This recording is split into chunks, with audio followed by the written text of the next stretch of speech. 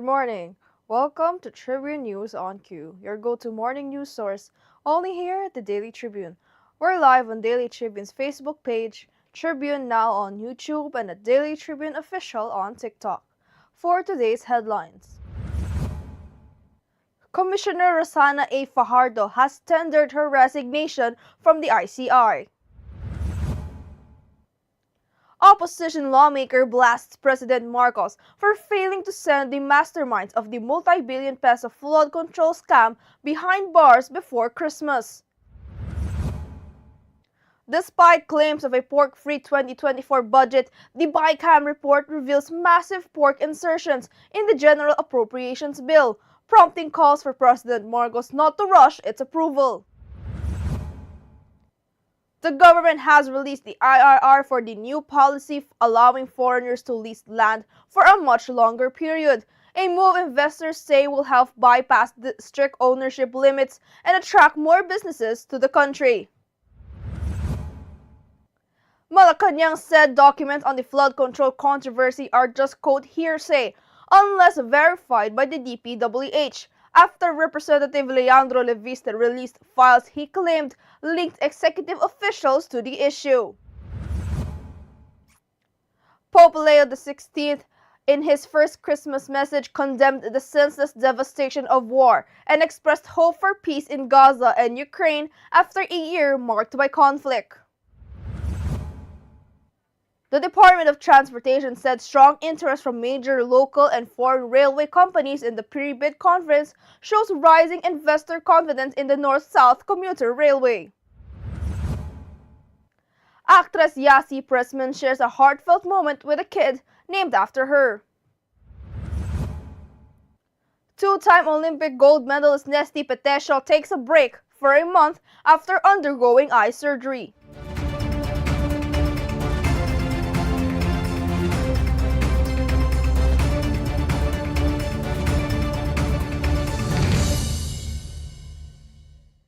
Today is the 26th of December, and I'm Eliana Lacap, bringing you today's top stories. Let's kick things off with today's weather. Rains will affect parts of the country this last weekend of the year. Friday morning, light to moderate rains are expected in the extreme northern zone, the southern zone, and the Mindanao, spreading to the parts of northern zone and Visayas by afternoon and evening. On Saturday, rain may fall in the extreme northern zone and Palawan, while eastern Visayas, Caraga, and Davao region could see rain by Sunday morning. Metro Manila's chance of rain remains low. Pag-asa reports the northeast monsoon affects Luzon, easterlies affects the rest of the country, and no typhoons or low-pressure areas are being monitored. Residents are advised to stay alert and follow local advisories. Now for our traffic update. Light traffic is reported at Balintawak Toll Plaza, Mindanao Toll Plaza, Bukawe Toll Plaza, and San Fernando northbound and southbound lanes. Northbound at Candaba Viaduct, a previous crash and stalled vehicle caused delays, but now the site has been cleared. All other areas of NLEX, STX, and NLEX connector, including toll plazas interchanges, are experiencing light traffic conditions. Motorists are advised to stay alert and follow traffic advisories for a safe and smooth trip. Now let's move on to this morning's headlines. Commissioner Rosana A. Fajardo has tendered her resignation from the Independent Commission on Infrastructure effective December 31st. The ICI recently released her official resignation letter confirming her departure. Details on the reasons behind her resignation are expected to be disclosed soon. We'll continue to follow this developing story and provide updates as more information becomes available. Opposition Representative Eli San Fernando criticized President Ferdinand Marcos Jr. for failing to jail the alleged masterminds behind the multi-billion peso flood control scam before Christmas, saying his vows turned into mere press releases. He noted that no top officials have been arrested despite months of probes, including resigned lawmaker Elizalde Co, who remains at large and has been declared a fugitive. San Fernando accused the administration of tough talk with no action, while Filipinos continue to face floods and hardship. Now, leaders earlier claimed the 2026 national budget was pork-free, but the Bicameral Conference Committee report showed major insertions, with various agency pet projects ballooning beyond the original proposal. Watchdogs flagged sharp increases, including DSWD's AICS at 63.8 billion pesos, the DOH's MIFIP at 51.6 billion pesos, and farm-to-market roads doubling to 33 billion pesos. Senator Panfilo Lacson warned against rushing approval, saying a brief-free and active budget is better than a corruption-prone plan.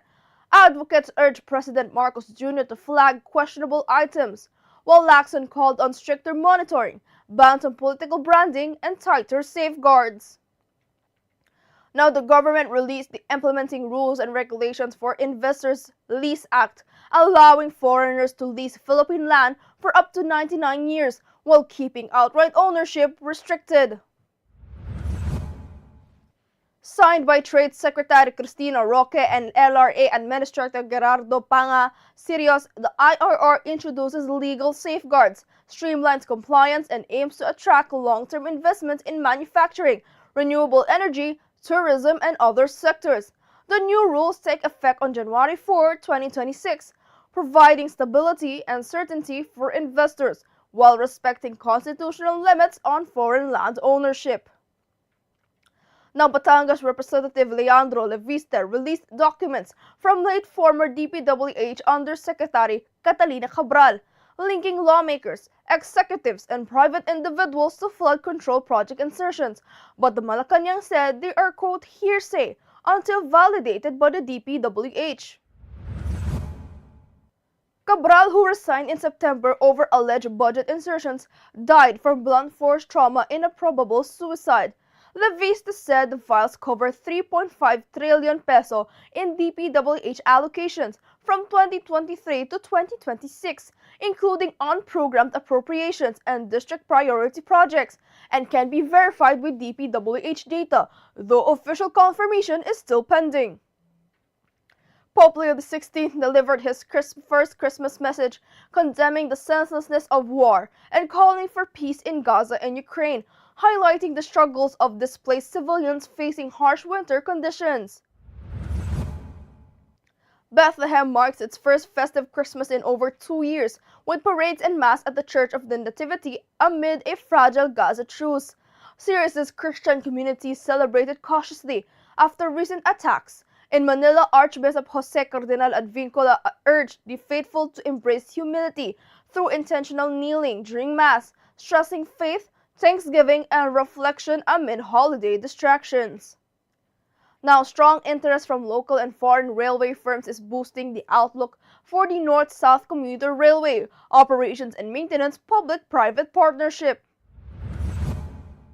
The Department of Transportation said the high turnout at the pre-bid conference signals investor confidence in the government and the economy.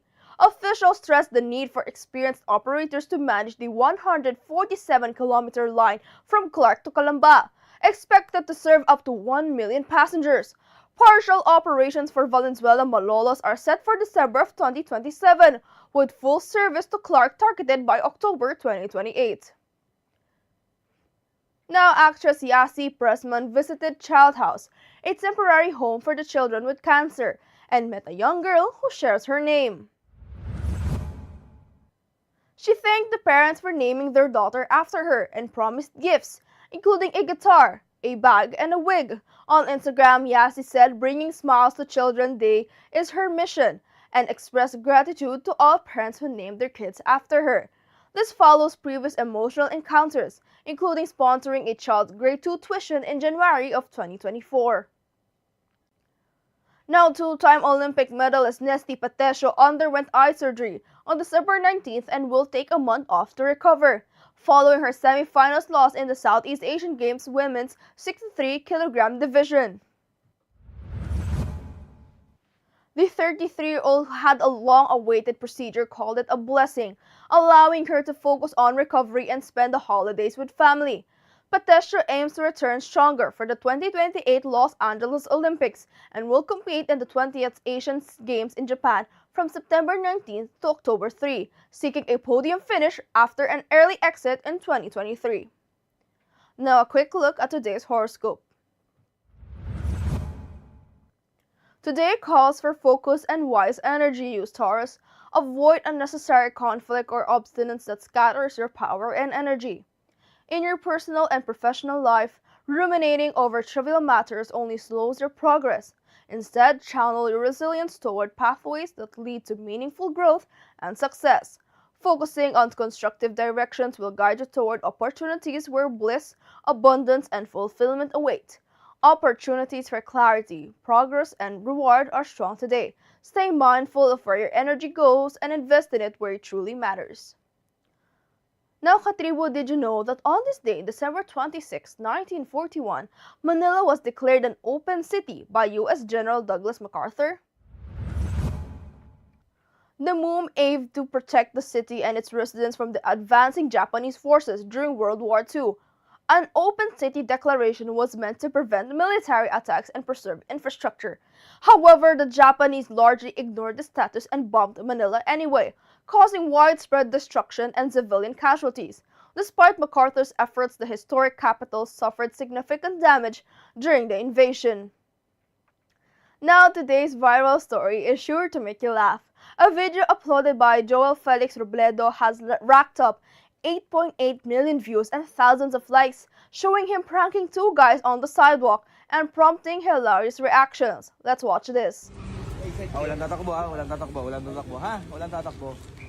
Oh, halatay mo ka. Hindi, mamigay lang kami ng undox. Isa lang. Dalawa kayo, di ba? Hati na lang kayo. Kapal naman ang mukha niyo pag dalawa pa. Alam ko tatakbo kayo. Bitin to kuya. Wala ka na dyan. And that's all for now, mga Katibu. Join us again at 1 o'clock p.m. for more updates. This has been Eliana Lacap for Tribune News on Q.